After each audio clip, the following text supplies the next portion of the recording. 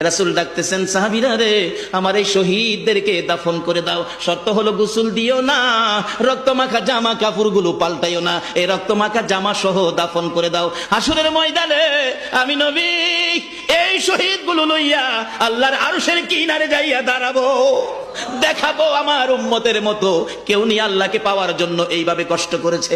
এবার দাফনের কাজ শুরু হলে কিতাব লেখে 69 জনের দাফন শেষ। 70-এর মাথায় আসওয়াদ দূরে পড়ে আছে। আমার নবী 2 কদম সামনে গিয়ে দেখে আসওয়াদ নতুন তরবারি হাতে চিত হয়ে পড়ে আছে, শহীদ হয়ে গেছে। আমার নবী ডাকে, রে আসওয়াদ, মদিনার হুর বিয়ে করতে পাঠাইছিলাম, মদিনার হুর বিয়ে করলি না, যুদ্ধের ময়দানে জীবন দিয়ে বিদায় হলে।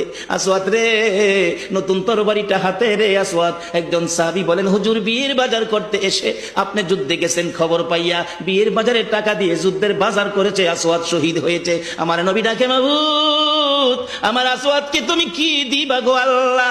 মদিনার হুর নিল না, রাসূলের পক্ষ নিয়ে জীবন দিয়ে দুনিয়ার থেকে বিদায় হলো, আমার আসওয়াদকে তুমি কি দিবা গো আল্লাহ? আসওয়াদের লাশটা ধরে ধরে কবরের দিকে নিয়ে আসতেছে। গোসল লাগবে না, কাফন লাগবে না, শুধু দাফন করে দিবে।